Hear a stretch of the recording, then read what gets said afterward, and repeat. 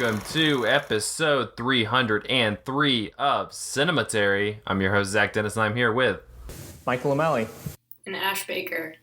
And today on the episode, we're going to be talking about movies that we saw this week in part one. And in part two, we're going to be joined by Cinematary contributor Mike Thorn.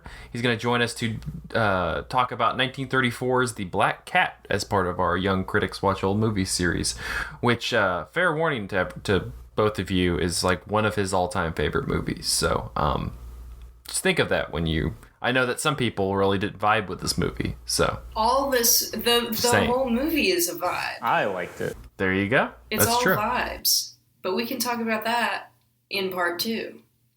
Speaking of a movie full of vibes, Michael, I'm going to start with you. You watched the very famous, well-known Chantal Akerman movie, Jeanne Dielman, for the very first time. I'm not saying the full name, despite what Andrew wants. Yeah, this is a long title because it's just an address, right? Anyway, Jeanne Dielman, it's from... Oh, man, I should have had this queued up. What year is this from? 1975. So it's a pretty famous French film from 1975, 3.5 hours. And it's mostly famous for the fact that most of those 3.5 hours are spent watching the titular woman, Jeanne, do household chores for 3 days. So we kind of open seeing her doing, I don't remember which task it is that she's doing when we open. Maybe she's cooking or something like that. And then she goes and makes beds, and then she goes and goes to the grocery store and stuff like that. And so, that's basically the conceit of the movie. Over these 3 days, we see her in very long takes with a camera that doesn't move at all. We see her do basically the same sort of thing that we do, with a few twists. The first is that we learn at the pretty close to the beginning of the movie that one of the aspects of her routine each day is that she has a gentleman caller sometime in the midday, and so she's like doing a little sex work on the side besides being a homemaker.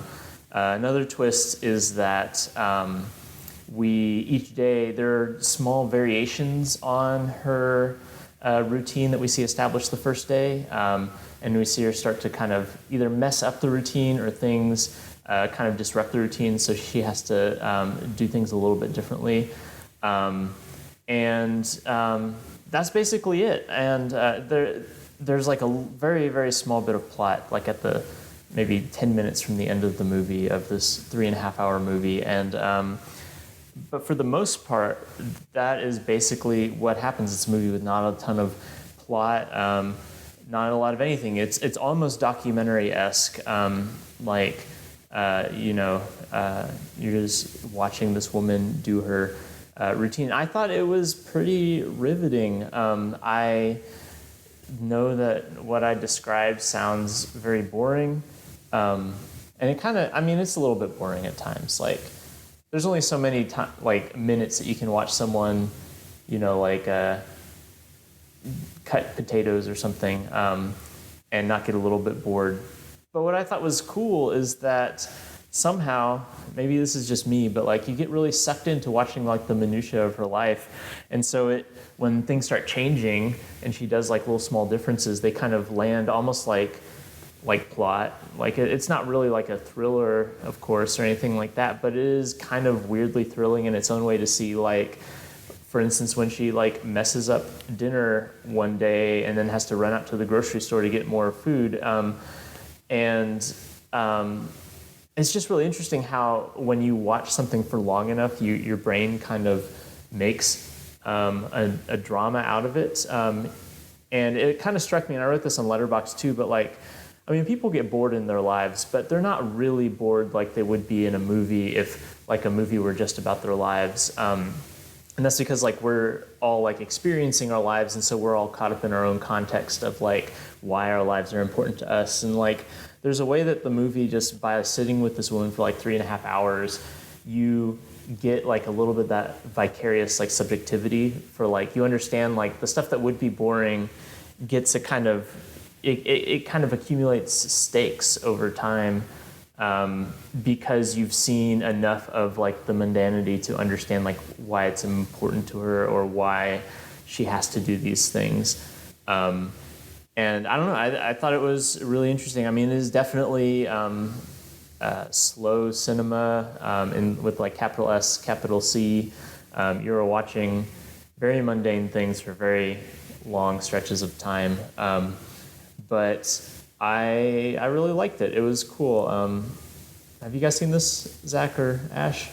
I had to watch it for maybe the 50th episode. Andrew made me watch it one time. Andrew made me watch this too, actually. I was over at his house. So pretty much what we've established is that Andrew is a bully. Well, he fed me soup. He and Jesse had made beef stew. See, I didn't get soup. I just got the movie. No, I infamously in that episode talked about how it's a movie about chores, which is not wrong, but I didn't say it in a nice connotation.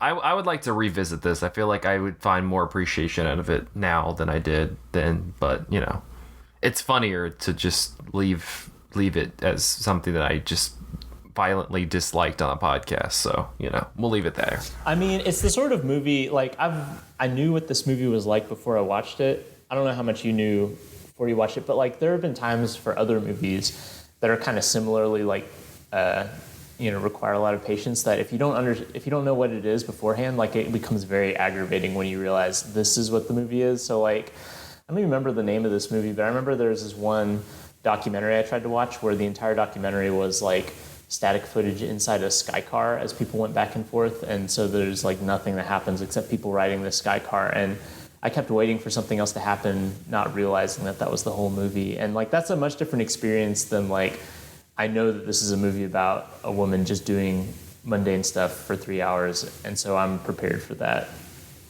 Yeah. That's true.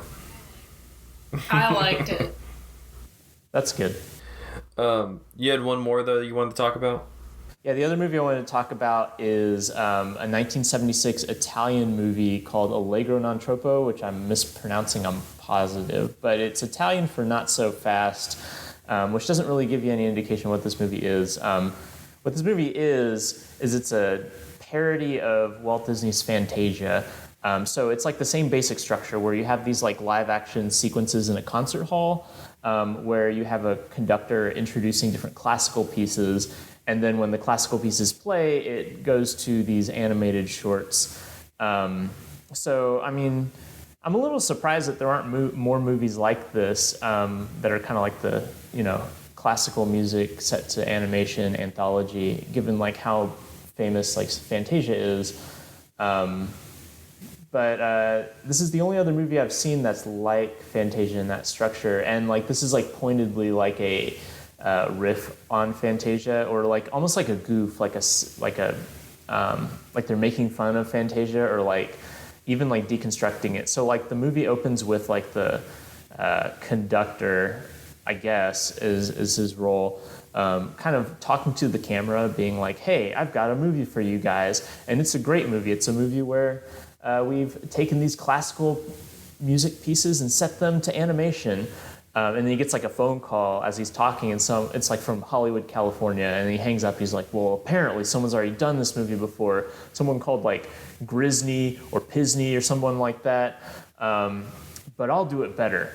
And so like there's maybe like 10 minutes before you see any animation, because those 10 minutes involve him going and like rounding up the people who are going to be doing making the movie with him. So he like gets like goes to like a prison and gathers up like this guy who's been imprisoned for decades or whatever, and he's going to be the artist who creates the animations. And then he like takes this truck and like rounds up all these old ladies from the street, and they're going to be the people who do the orchestra and stuff. And so there's like a kind of like winking nudge at like the kind of exploitative nature of like perhaps like a big like corporate enterprise like Walt Disney's especially in like the 40s when he had all the labor disputes and stuff like that.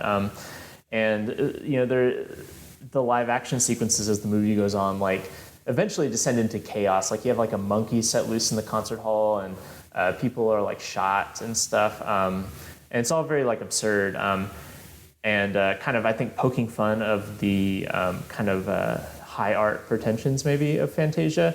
And then the animations themselves are like really run the gamut from all sorts of things. But they're kind of broadly like commentaries on like modernity or like industrialization, or sometimes they're just jokes. Like for instance, there's this one animation, and I can't remember which classical piece this is set to, that's like maybe just like a minute long, and it involves this guy who's a soldier deciding he's going to play a prank on his fellow soldiers, and he fakes his own death by like jumping off a cliff, but there's like a branch that he hangs onto, and he's like, I'm going to pop up and scare them, and after they think I'm dead, and so he like waits down there for like a few minutes, and then he pops back up thinking he's going to scare them, and then like the entire company has turned around and like mooned him, and that's like the end of the short.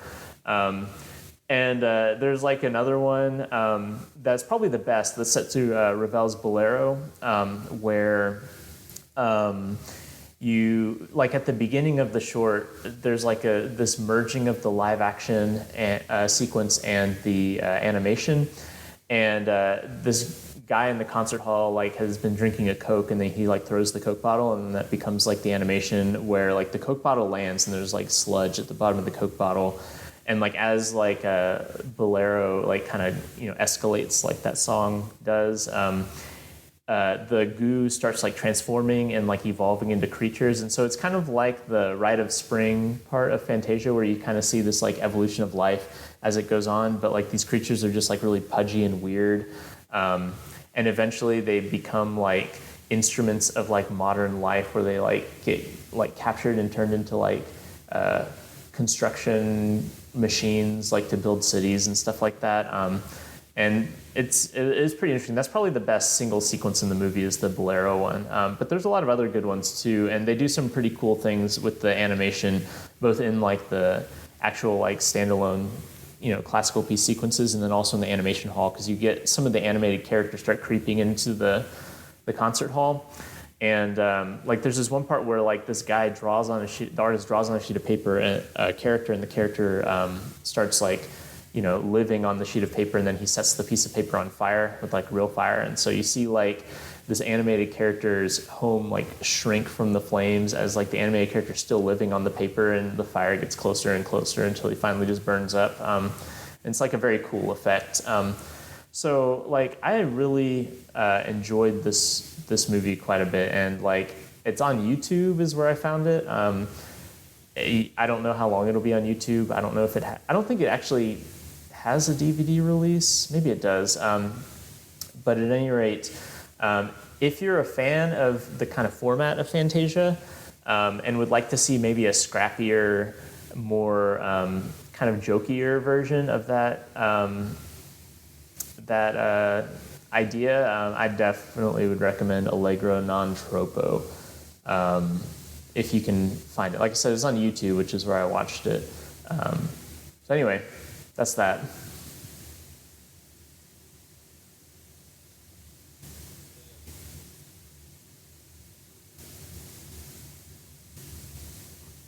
What?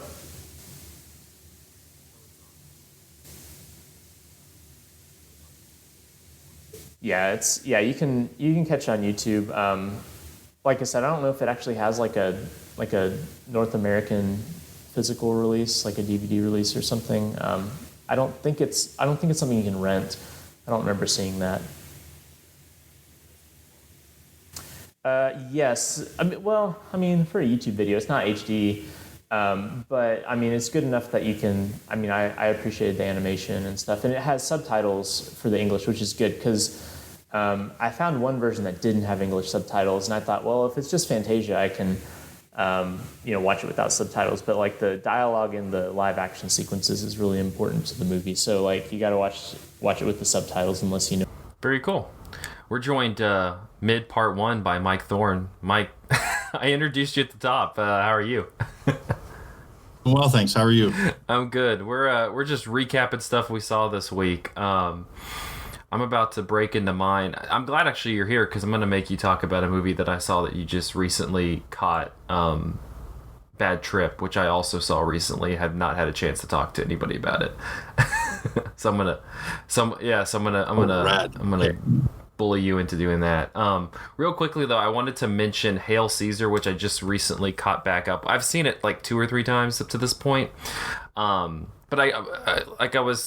Michael and we talked ahead of the podcast. It's kind of a movie that it kind of gets a little bit, lost when it comes to the Coen Brothers fare. I think a lot of people point, at least in like the recent stuff, a lot of people point to something like No Country for Old Men, like that we had talked about a few weeks back.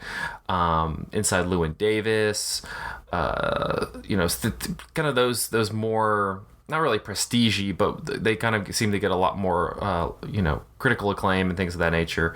And I feel like Hail Caesar gets a little bit slept on.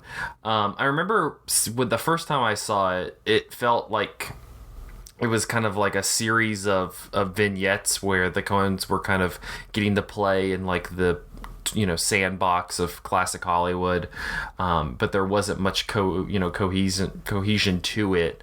But this last time especially, I think that I really do think that all of these things kind of come together. It is, there is that sandbox element to it where they have, something like, they're like playing with the water picture, or even like the Western for a little bit with the Alden Ehrenreich character. And you have like the costume drama that's directed by Ray Fiennes' character. But I think overall it does really, really come together. And then I really appreciated George Clooney's performance this time around as just like this anxious, bumbling movie star who is very entertaining for a long portion of the movie where he's at this meeting of communists and like starts really buying into the ideology and kind of really going along with them, and like is able to explain like the ideology of it and all of this stuff, and that culminates in like this wonderful scene at the very end where he's breaking down communism for Josh Brolin, the studio head, and Josh Brolin begins to like slap him in the face and such. But I'm just saying, I really like Hail Caesar. I think it's available on HBO Max and those platforms if you would like to see it. I said before we started recording, my hot take is I think Hail Caesar's better than Lebowski, but that's we'll just leave that with the listeners there. Yeah. If I can jump in real quick, I think it's also a good example. Like, I don't think the Coen brothers get credited very often as filmmakers who are interested in like spirituality and religion and stuff like that. But I think like with A Serious Man, like it's one of their most interesting movies about religious faith, because there's like Clooney is in like a biblical epic, and so there's like a whole religious element with Josh Brolin's character that's really absolutely. And you kind of have like the kind of token characters of like a Coen Brothers movie where you have the faith leaders all meeting together to like read the script for the movie to like verify the God figure in it. And that's always entertaining. Yeah, I think that this one really does have like this kind of undercurrent of spirituality that it's that's kind of reckoning with. You also have just the kind of subplot with Josh Brolin, who seems to visit the confessional at his Catholic church like once a day in the evening. So I'm just saying, I would recommend checking out Hail Caesar if you've not watched it recently. Plus it's incredibly entertaining. Nothing beats the Channing Tatum dance sequence. But I'm curious to talk about Bad Trip with you, Mike. This one just recently came out. It seemed to appear kind of out of nowhere. I knew it was supposed to come out this year, and I was kind of interested to see it since it was the kind of Eric Andre show team led by Eric Andre, but it also included Lowell Howery and Tiffany Haddish. But behind the scenes, it was Sakura is the director, and he worked a bunch with Eric Andre on the Eric Andre show. But you also have like producers and stuff who are with the Jackass franchise, which Michael was on that episode. Is well documented on how Cinematary feels on the Jackass movies, where we're like in a dead split between we love it or we hate it. But I was really enamored with Bad Trip because it's very much in the mold of like the Eric Andre show or kind of the later Jackass movies, where it kind of wants to connect the plot together. In this one especially, there's not, it's not like a Jackass movie where you stop and it's like, this is what the bit is going to be, and then it like has the bit, and then it like does that whole editing structure where they're not really connected to one another. They're just, bit after bit after bit after bit. And this one seems to be much more in line with what Johnny Knoxville was doing with Bad Grandpa, where he's trying to take that spontaneous comedy, just in the world comedy that he excels at, but put it together like with a linear plot. And Bad Trip does very much the same. I would be curious to see if they like mapped out the story and then did the various acts, or if they, I would kind of go with the, with the like silent film route and just kind of go, have a bunch of funny stuff that you're going to do and then work a plot around it. But I was a big fan of this. I thought it was super fun. Mike, clearly you enjoyed Bad Trip as well. Yeah, I really enjoyed it. And I'm actually quite new to Eric Andre's stuff. I don't think I've ever seen anything from his show. My friend Neil Bahadur was singing this film's praises and recommended it. So I thought I would check it out. And I was just like really excited to see a comedy film that felt kind of dangerous again, a little bit reckless. I love that about it. I think it to me, it served like I wrote in my little letterbox capsule as a reminder that the comedy genre can have this unique form of catharsis and transgression, and it's just really fucking funny. Yeah, I thought, and that hybrid element of the film was very interesting. As you said, it seems to have this kind of scripted structure within which it has these moments of unstaged, like Jackass quasi-documentary gags or whatever. Yeah, I enjoyed it a lot. Yeah, like there's a sequence where the two characters played by Eric Andre and Lil Rel Howery, who are going from Florida to New York, and that's like the plot. They like stop at this country bar in Georgia, and and so like the way it's not like the way that the plot moves. You are able to. It's not like that. Complex. Like when it's stopping to kind of have an act, but it's still like the way that it's able to transition from like narrative script to just that kind of almost punked documentary quality of comedy is pretty crazy. And that one especially is nuts because Eric Andre kind of does his typical Eric Andre thing and like includes a bunch of fake vomit and like is falling off, is having like big falls and having just these incredibly deep, crude conversations with just random strangers. I think my favorite part of that whole sequence is when he starts to get really drunk and he like forces one of the patrons there to hold his hands and have a prayer with him, and the prayer just continues to go down and down and down, and he's starting to talk about like getting a blowjob, and the guy is there but will not let go of his hands and like is kind of looking around to go, hey, can I get out of here, but is also still somewhat invested in having the prayer. I just love the commitment of that little bit. Yeah, absolutely. Yeah, and he, the way he commits to those bits is almost like probably an obvious point of comparison is like Sacha Baron Cohen at times. Yeah, I really liked what it did with that structure and form, and it did like work both as a kind of structured narrative, but also as a more freeform, Jackass-esque, vehicle, like you described. So it works on both levels, I think. It's if you like the Jackass movies, this one's a very fun one, and I think it's on that level. But I think you're correct that Sacha Baron Cohen's a nice kind kind of touchstone. I would also recommend this for people who have seen like Nathan For You and like Nathan Fielder's comedy. It's very much in that vein as well. And then if you like this, I would recommend watching the Eric Andre show, which is absolutely fun and wild.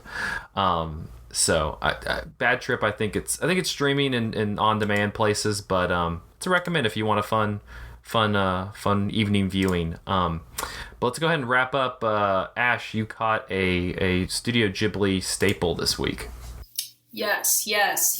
I watched Princess Mononoke for the first time. I've always been a big fan of Miyazaki, but, somehow I had just missed this one through the years. And I was at the park, socially distanced, socializing with some folks, and we decided to rank Miyazaki's movies, and it came up that Princess Mononoke was the general favorite, and so I had to watch it, and it might just be my favorite as well. I can't decide, but it's really damn good.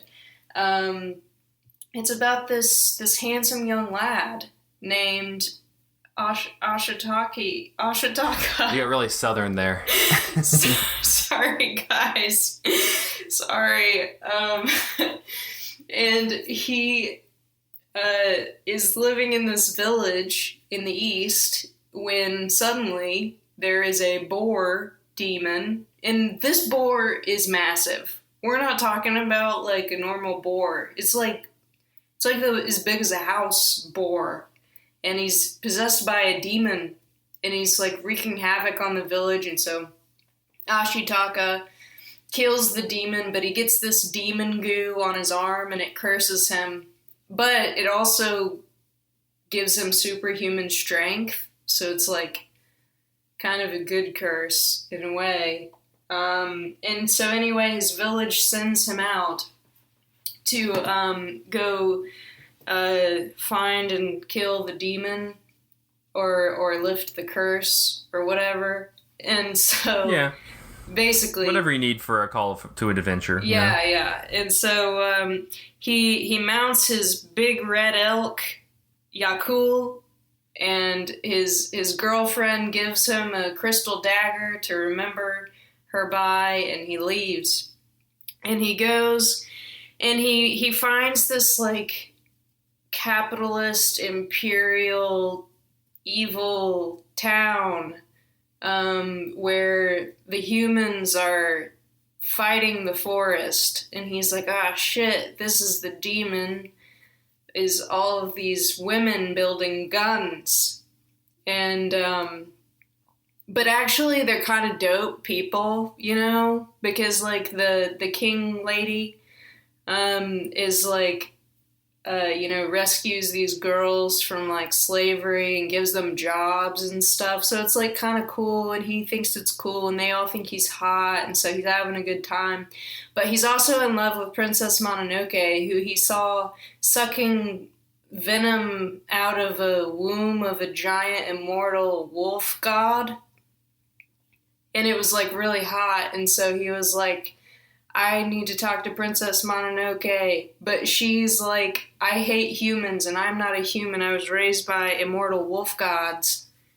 And so anyway, he's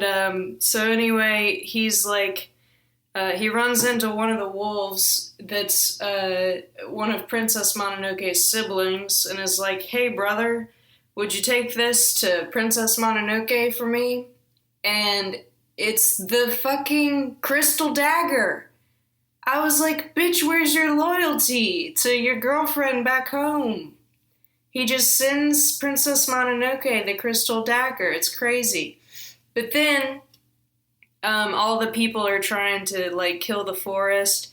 But there's this beautiful deer god, deity, who is like, it's like what Christians wish Jesus was. I don't mean to alienate any listeners, but this man is like so good, and you just want to look into his eyes all day. Oh, I thought you were talking about the deer was going to be Jesus. I'm talking about the deer god. That's, yeah. So is the deer Jesus? The deer is better than Jesus. Okay. I was just clarifying for the listeners. Yeah. And so anyway, Ashitaka's in this weird place because he knows that he's a human and he's with humanity. He's down with humanity. But he also sees the beauty in nature and he doesn't want to destroy the forest. And so he's like, he's always just constantly asking everyone, like, why can't humans and nature coexist? And, drama ensues, and it's really a compelling narrative about why we should fucking stop destroying planet Earth and ride on wolves. Don't hurt Jesus, deer. Yeah, it's a great movie. You gotta think of Jesus, deer. Yeah.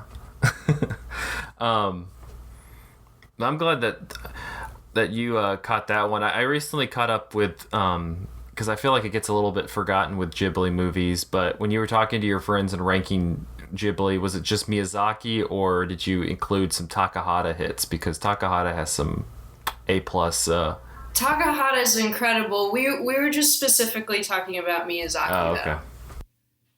Yeah. I don't forget Takahata in general. Okay. Because I'm like, you could have, like... We could add more biblical figures to this whole metaphor, and you could have like the raccoons from Pompoko with the giant testicles as like some disciples or something. I don't know. Just get them in there. All right. I enjoyed how you described that movie. I have a real new vision of it. Yeah, I feel like it was. It's definitely like a. Sort of like a spiritual movie more than a lot of the other Miyazaki movies are. I mean, like you... Yeah, it's much more overt. Yeah, like you watch, like Spirited Away, and it's like, it sort of gets into that, there's like a dragon, and there's like a, the parents are pigs, and there's a lot of surreal stuff happening. But in Princess Mononoke, it's like real, like, spiritual. I don't know. I would recommend like partaking before, just to like vibe out to that experience. I feel like vibing out to Princess Mononoke sounds pretty good, actually. Yeah, it's also just like a samurai movie in a way. Oh, absolutely. Too. There's people's heads getting chopped off. I mean, it's a samurai movie. Yeah. Very cool. All right, we're going to take a short break. We'll be back in part 2 after the break, talking a little bit about 1934's The Black Cat as part of our Young Critics Watch Old Movies series. Stick around. Hey, Cemetery listeners, Andrew here. At the midpoint of this week's episode, I want to direct you to some of the non-podcasty things we have to offer. First, if you're a fan of what we do, please consider supporting us on Patreon. For $5 a month, you get 3 things: a shout out at the end of every episode, the opportunity to choose a movie we cover on the show, and our Patreon exclusive podcast, Film Theory and Chill, in which we look at a piece of theory once a month, deconstruct it, and then just chill out, talking about whatever else we have going on. All Patreon support goes solely to paying our writers for their reviews that go up on our website every Monday. Also, at the bottom of Cinematary.com, you can sign up for our free newsletter. Every Sunday, we send out an email with the latest podcast episode, Patreon content, and written reviews. This is perfect for those who want to keep tabs on what's happening, but might be too busy to see the posts when they go up. Before I go, one more quick thing. The easiest thing you can do to support us is to give Cinematary a rating and review on iTunes, Spotify, or wherever you listen to the show. This is quick, free, easy, and we will read your review out on the show once we get it. To recap, consider donating to our Patreon, sign up for the free newsletter, and please give us a rating and review. Thanks for listening. Let's get back to the show.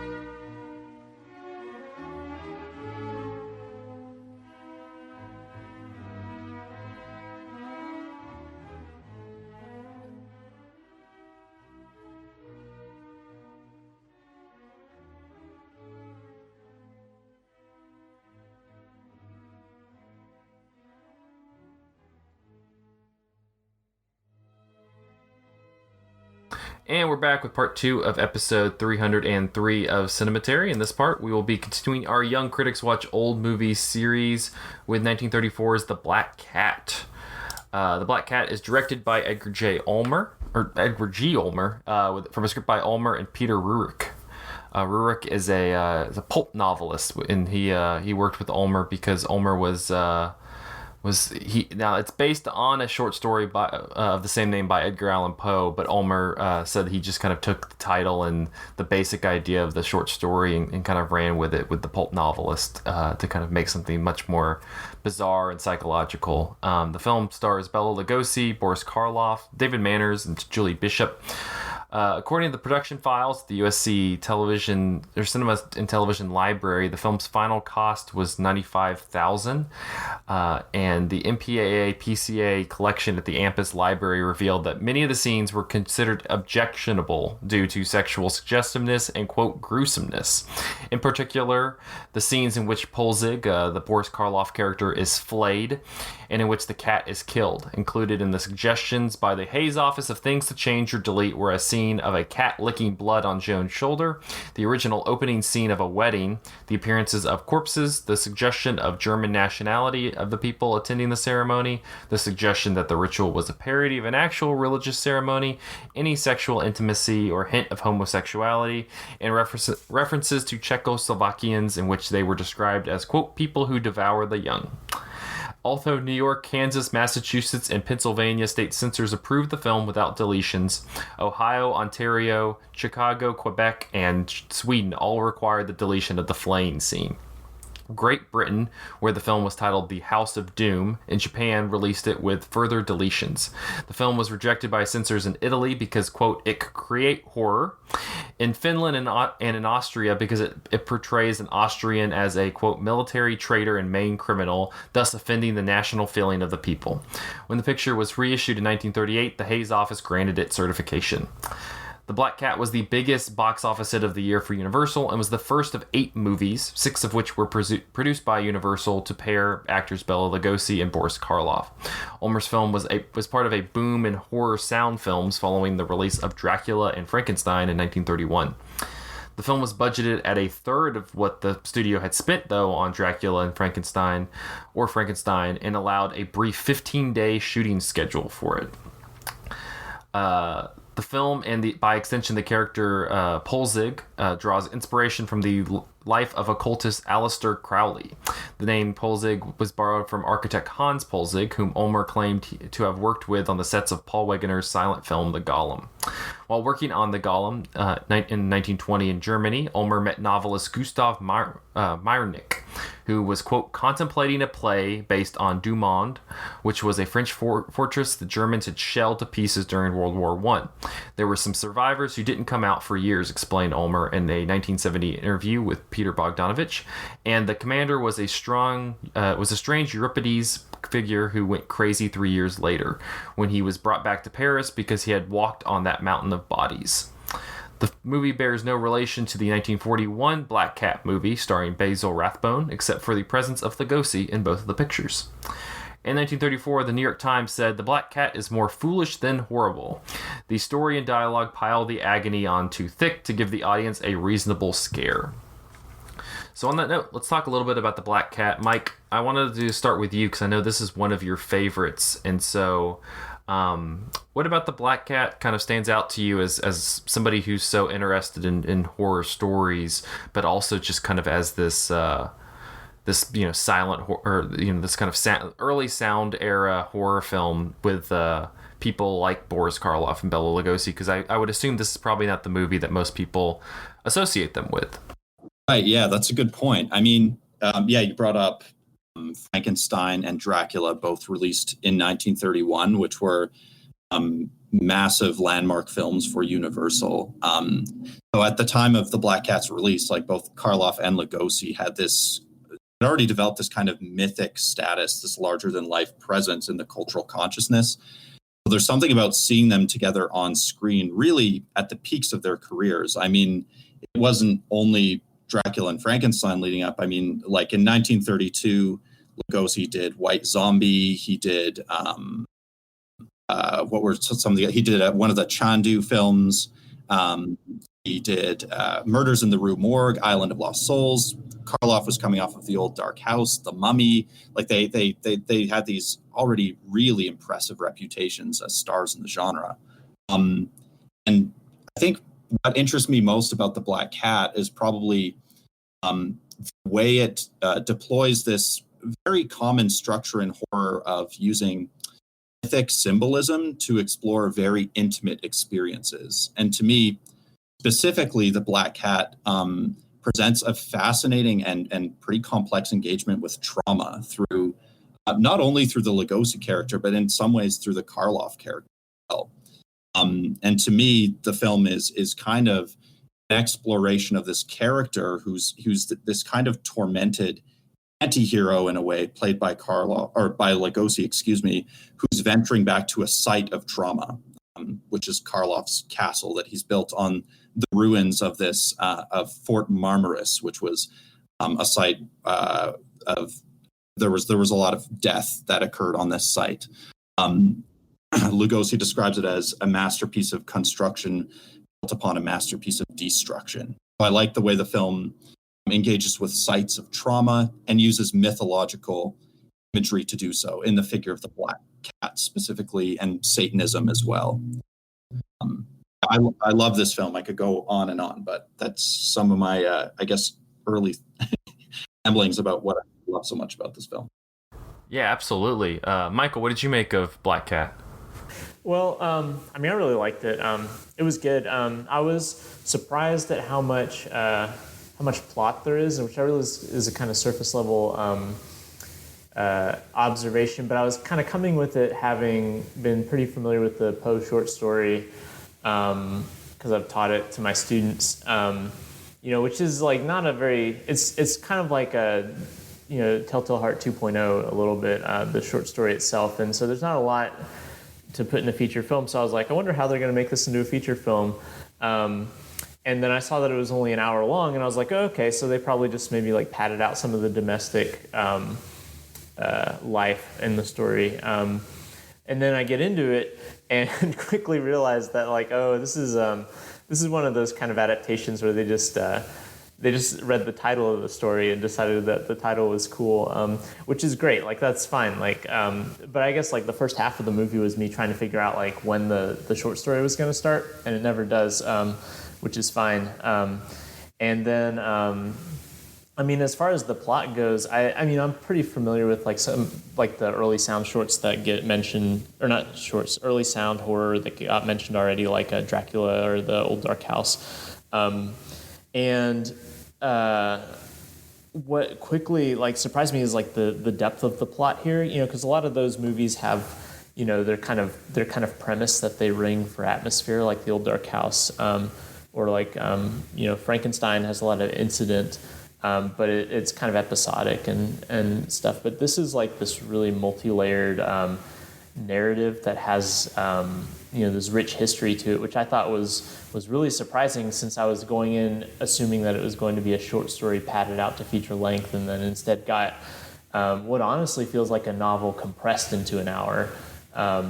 And it reminded me kind of anachronistically of like something like that Stephen King would have done, where you have this kind of, I mean, there's like a writer character surrogate that goes into a situation in which like, the depth of the history gets more and more complex as it goes along, and it really takes you to, like by the end of the movie, you're with the satanic ritual and the character being skinned alive, which I think is something that's not at all indicated from the beginning of the movie. So I really dug how the plot just unfolds in ways that kind of really kept me engaged, and the kind of like Mike talked about, the kind of symbolic richness of that too.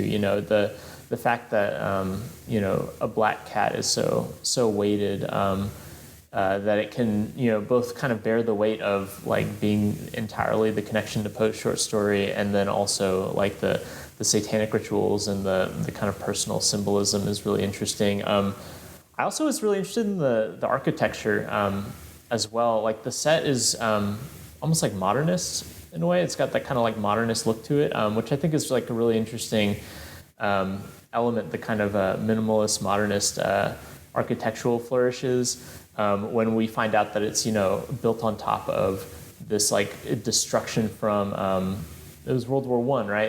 Is what they're referring to.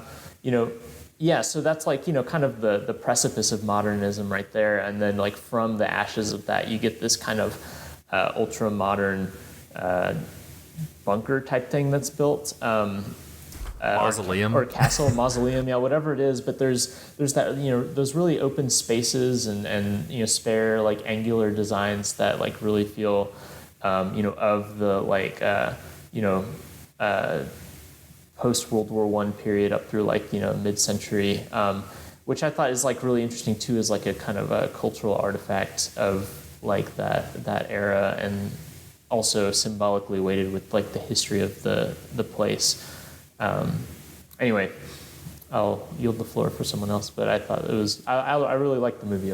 Yeah, that's you make a really good point about the architecture, because I think Mike, you had written about that in one of your Letterboxd reviews of the film, where you talk about that you kind of have like the new world being built on top of the old world, but like the old world is like still kind of creeping up through the floorboards to infect everything. And so even though you have like this bright, shiny kind of modernist, sleekness to it, like you still have like the chambers down low with the body of the dead wife and all of this stuff that is all like, seeping up from the floorboards almost in like in a Poe, sounding like it's in a Poe novel or something.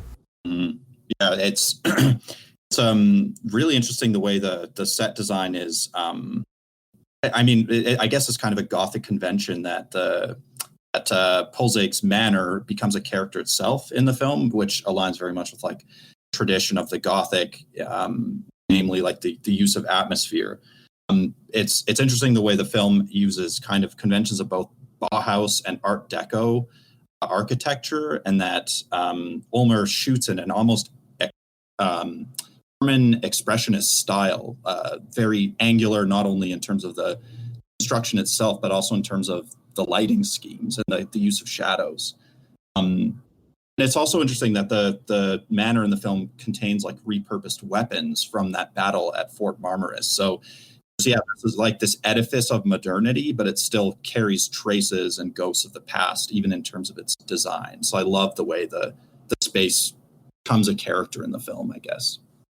Well, and one of the like hallmarks of like Gothic literature in like a historical sense is that like, the haunted houses or the estates or whatever are always crumbling because there's been some sort of social upheaval.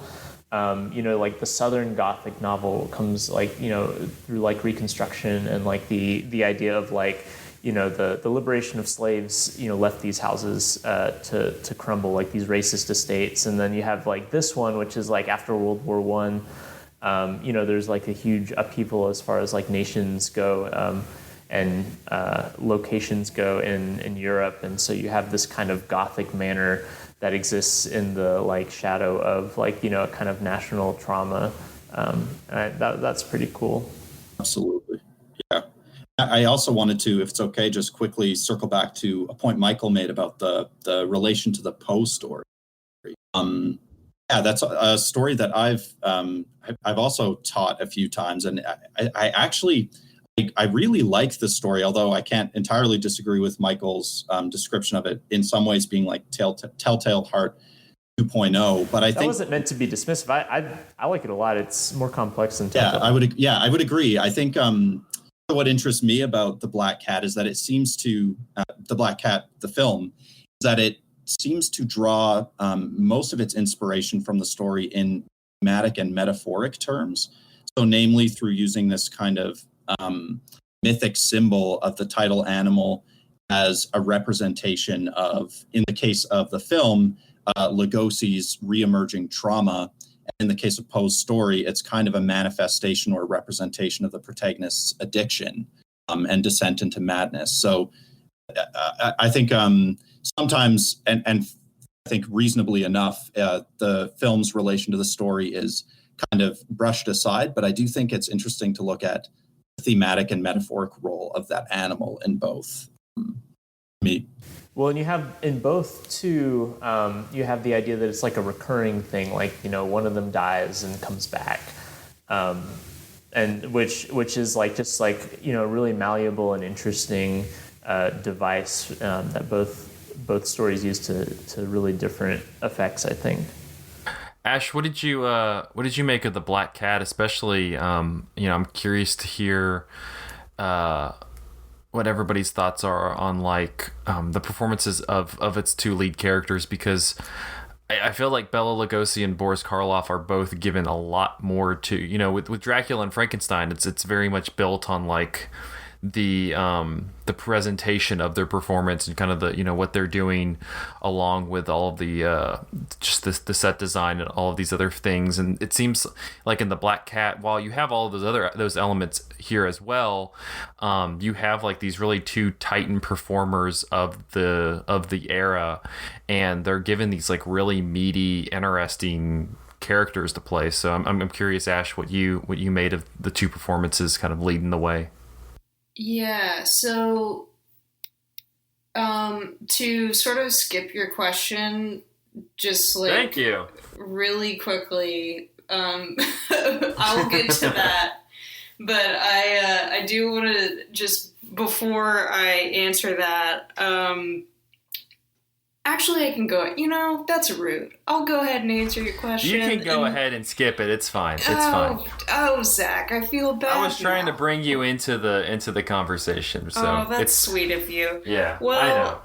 So one of the things that just struck me about this movie was how sort of useless the husband Allison Mr. Allison, Peter Allison character was.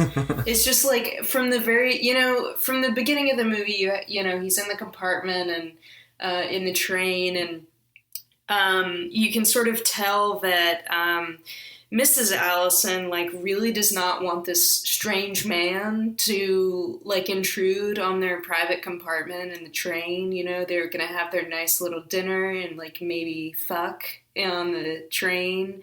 You know, they just got married, you know, and Mr. Allison's like, oh, it's fine. Let me help you with your bag, blah, blah, blah. And it's like, okay, man. And then, you know, whenever they get in the accident and the van bus thing, you know, the servant man is carrying his newlywed wife back to the house, and it's like, man, I don't know how I would feel about that. If I was a newlywed man, I would be carrying my own damn wife who was injured. I'd be freaking out. And he's just like, he seems very calm, you know? And then he even at some point describes himself as like the finest writer of useless books. And then, you know, for half or the better half of the third act, he's passed out. And it was just sort of interesting to me that like what little role he played. And not to be gay, but like, is he gay? I feel like there's a lot of gay going around. He says at some point, you know, when Vitas is like, can I keep this door open? He's like, honey, I wouldn't be able to sleep if you didn't keep that door open. This is the kind of place I need some company. And I was like, oh my God. That idea of like the uselessness of the David Manners character, I think you're totally right, Ash. It's part of what interests me about this film is that these newlyweds, although they're originally kind of positioned as the protagonists of the film, it quickly becomes evident that really they're there for plot mechanism purposes. Like essentially they're there as obstacles to Karloff and Lugosi just fucking going at each other, you know, the moment they see each other. They have to, and in terms of performance, it's really fun to watch Karloff and Lugosi have this air of kind of false gentility because they can't, you know, make their history immediately apparent in front of these hapless honeymooning newlyweds. So, but they are kind of useless in terms of. Yeah. And there's also that great moment when Mrs. Allison wakes up and she doesn't remember it. She doesn't know where she is or what happened. And she's like, "Where's my husband? Where's my husband?" And instead she has these two strange men in her room. And they're like, "Oh, he's at breakfast." It's just like, I don't know. The strangeness of that was, it really amped up the creepiness for me, because I guess, like, as you were saying, like, they are sort of set up to be the protagonists, but, and so they're sort of like, in a pitiful way, kind of sympathetic characters, but it is interesting how, like, the focus shifts from them to Vitas and our evil man with the hair. Absolutely. Mike, you do make a good point, though, because, you know, the couple is incredibly useless for just pretty much the majority of the lead up to them actually getting to the house. And then once you get to the house and you have Karloff there and you have Lugosi there, and they're pretty much just like broodingly staring at one another deeply into each other's eyes, and coming up with like really long monologues to say to one another while raising like a hand.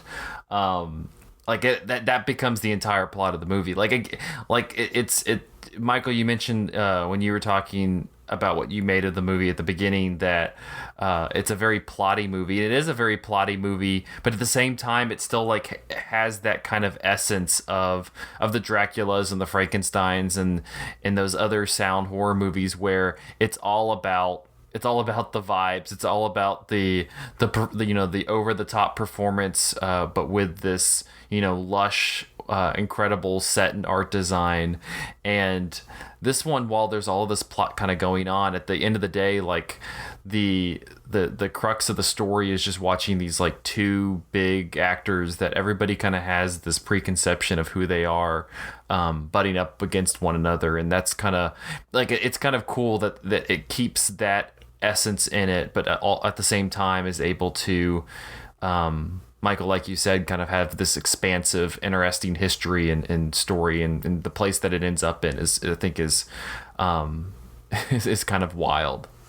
Well, at the same time, doing like, I guess like the 1930s version of like kind of Avengers fan service. Like there's the like when Lugosi and Karloff just like start like beating each other up. Like there's like a great like sort of meta like, yeah, you know, who would win in a fight, you know, Karloff or Lugosi, that I thought was like also hugely entertaining. Like there's like a crossover element to this movie that I think is just very fun. Absolutely. I haven't seen the other films where they're you know, playing opposite one another. I think it was the 6 or 7 other ones that they did, but yeah, I agree. This one kind of has this almost like it's Dracula and Frankenstein in a movie together quality to it that's also kind of fun. Mike, for you, with, you know, were you kind of a fan of either Lugosi or Karloff before you had seen this for the first time? And what did this movie do to kind of either, you know, gain a little bit more appreciation or not in terms of like what they kind of their work throughout their career? Good question. I was definitely a fan of both beforehand. And I love like both of their bodies of work, even like Lugosi's Poverty Row films, which are a lot of the times they're kind of glossed over or even scoffed aside. I think just watching Lugosi occupy the screen, even within these kind of Z-grade plot structures, is always a lot of fun. And I like pretty much all of the Karloff-Lugosi collaborations. I would say The Black Cat is definitely the strongest. But, you know, like The Raven, which was their next one, is quite good. Son of Frankenstein is next to Frankenstein and Bride of Frankenstein, best in that series. The Body Snatcher, with the Val Lewton film from the 40s. I mean, Lugosi has a great cameo in that too. It's the Karloff starring film. Yeah, that's a terrific film. Yeah, it's kind of interesting to think of them because they really Karloff, I think, a little bit less than Lugosi, but Lugosi really kind of aligned himself with that that kind of Dracula persona, and Karloff had Frankenstein, but he also had like the Mummy, and I think that even though they may not have been like old friends, that kinship because of where they came from, I think is what kind of works to propel the narrative, because it's difficult to establish like all of that history ahead of time, but just that basic kinship of like it's Dracula and Frankenstein together, like you would think that they would have some sort of history together, immediately kind of informs how you're viewing these characters as they go up against one another in this film, which is completely separate from anything else in that kind of universal horror monster movie series. Yeah, that's a really good point. And I think this thing that happened with Lugosi's career, where he was always kind of his performance as Dracula was always this kind of shadow that he carried around. I think it was a role that he took obviously as a point of pride. I mean, he played that role on stage before doing the film as well. I think he largely ended up getting typecast as a result of his accent too. And there have long been, like, I think they've long since been dispensed with, but there were a lot of rumors that Lugosi and Karloff had this supposed rivalry. I think it was played up in order to kind of sell some of the films, but apparently they did get along quite well from everything I've read. And I think Lugosi probably had some degree of maybe envy for Karloff nearer to the end of his career, after he was struggling with drug addiction and couldn't land roles of the same caliber that he did early in his career. But yeah, all that like rich history of these two screen icons, I think like does bleed onto the screen in this film. Yeah, and that's what makes like the whole.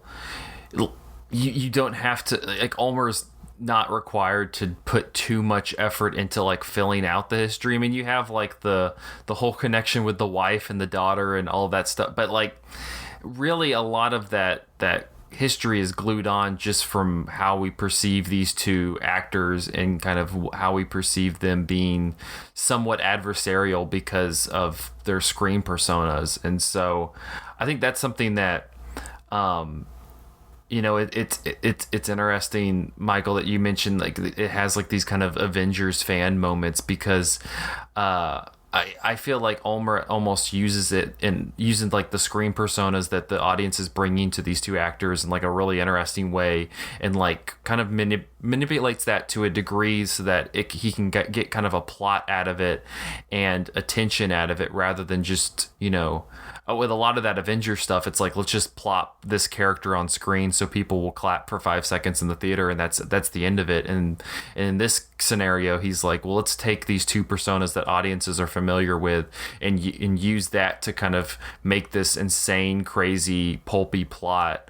But we have so much history and prior knowledge built in, because everybody knows, what they're expecting when they get Bela Lugosi or Boris Karloff on screen, and now they're together.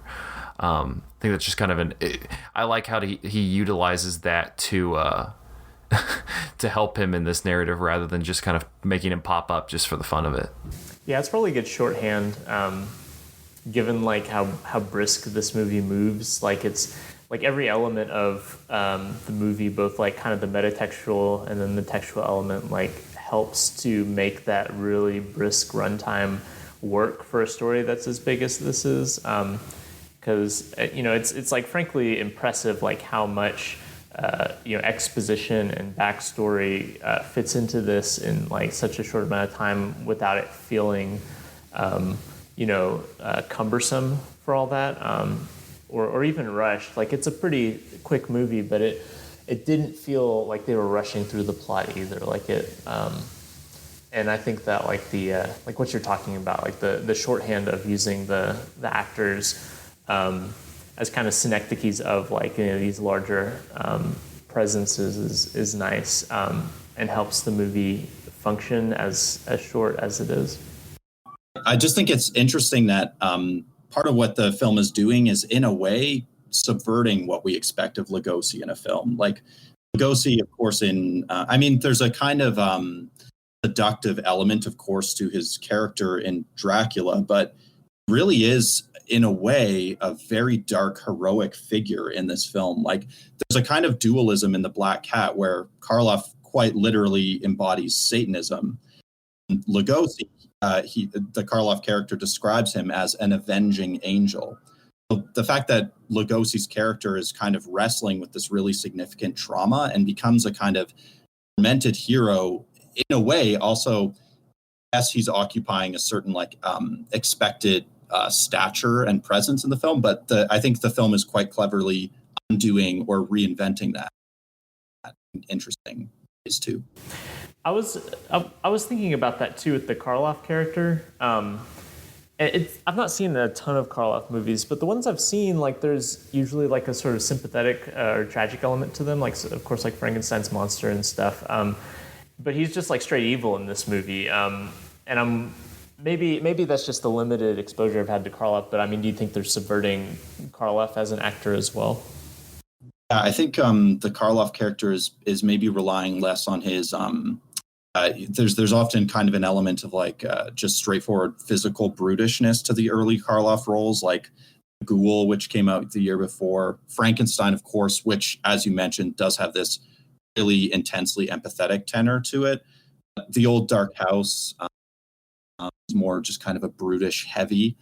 They're definitely. I mean, both of these roles were unusual for the actors at the time. I think even the Karloff character has a pretty complicated backstory. It reflects on the way the events at Fort Marmaris have kind of ripped him apart too. He says, "Are we not both the living and the dead? Are we any more alive than anyone else who fought in World War I?" Basically, which is an interesting moment. Yeah, it was really interesting reading, people's reviews and thoughts about this afterwards. More like contemporary reviewers, more than or ones that, or should I say, modern reviewers rather than the contemporary ones, because there was a lot of that insight into trauma, and I was thinking of something like Martin Scorsese's Shutter Island, which is also like a working through the trauma. That one's working through the trauma of post-war to an extent, but also like that a lot of that post-war trauma is coming from the events that the Leonardo DiCaprio's character is dealing with from World War II, and it's kind of I feel like this one's somewhat in league with that one, just because it's like processing trauma through like this really expressive horror that it's not like the most atypical way of like exploring PTSD and the trauma of war. And I know Shutter Island also is one, Mike, that you're a big fan of. Yeah, definitely. I think what's interesting about The Black Cat too, though, is discussions around trauma weren't, to my understanding, very commonplace yet at this point in time. Like the film, I think, certainly engages with some nominal understanding of like contemporary psychiatric or psychological terms. It gestures at that by having Lugosi's character be a psychiatrist, I guess. But I think this dealing with trauma is generally tends to be a more contemporary concern. So it's interesting to see a film that, although it's not engaging with that language outright, it's definitely wrestling with these ideas and with the concept of psychological trauma. I think before it was nearly as commonplace when something like Shutter Island was written. Which, yes, I do love Shutter Island. Great. Any final thoughts on The Black Cat before we wrap up? The Black Cat never dies. It doesn't. And Boris Karloff seems like he knows how to throw a party. So,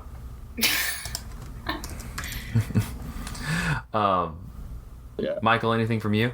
No, I guess I don't really have any other thoughts. I liked it. We didn't really mention the skinning scene, but I was pretty. I was pretty surprised that it like completely went there, and I was pretty pleased as well. one of the great like kind of expressionist moments where you kind of just see the shadow while he's being flayed. And I don't really have anything smart to say about it except that like that's probably the moment, like the single moment of the movie that'll stick with me the longest. Because a lot of movies will say like, you know, skin you alive or whatever, but then they actually skin him alive. I also thought it was funny that I was reading the Wikipedia plot summary for this movie, and when it gets to that part, Wikipedia has to add the word literally in front of skin alive, I think, just to make sure that they don't mistake it for a metaphor. And yeah, I was pleased that the movie actually did the deed rather than just threatened it, but also surprised. Any final recommendations, Mike, on for people who have not seen The Black Cat yet? I mean, if they haven't seen The Black Cat yet, I guess I'd recommend The Black Cat and all the other Karloff Lugosi collabs, I guess. Yeah. No, I think it's worth it, especially if you're a fan of, you know, a lot of their stuff. I think it's kind of cool to watch them. I mean, they pretty much just take over the movie after a while, where the couple is just kind of like, whatever, put them on the side. We got these two heavyweights coming in. All right, well, that will wrap up this episode of Cinematary. You can find us on Facebook at facebook.com/Cinematary, on Twitter and Instagram at @Cinematary, and on Letterboxd at letterboxd.com/Cinematary, where we post all the movies that we talked about in this episode. You can also catch us on Patreon, patreon.com/Cinematary. We have a new Film Theory and Chill up if you have not listened to it yet on the Cinema of Attractions. Myself, Andrew, and Nathan Smith talking about that. But thank you to our patrons: Cam, Chad Newsom, Christina Daughtry, Cindy Roberts, Harry Eskin, Hell Yeah Small World, Joe Jordan, Maggie, Matthew Lingo, Pedro Seraphim, Ron Hayes, the kittiest of kittens, my favorite, Titus Arthur, Tyler Chandler, and Whitney Rhea Ross. Thank you so much for your patronage. Next week, for Young Critics Watch Old Movies, we have 1939's The Story of the Last Chrysanthemum, which I just learned today when I was looking it up. Sorry. Is 2.5 hours. I just watched Jeanne Dielman, so it's not a big deal, but surprised at that runtime. Have fun with that one. But how many chores are in this movie? I gotta know. Yeah, you just talked about a 3.5 hour movie, so I just didn't realize it was that long. That's true. We've been picking long like early age cinema. You know, we had Metropolis, which is 2.5 hours last week when it comes to foreign films. So I guess that's just our trend with the foreign section. We'll have really short American English films, because Seventh Heaven was short also, and The Black Cat was short, and then really long foreign films. That'll be the thing. Well, Mike, thank you again for coming on, and yeah, thank you guys for listening. We will see you next week.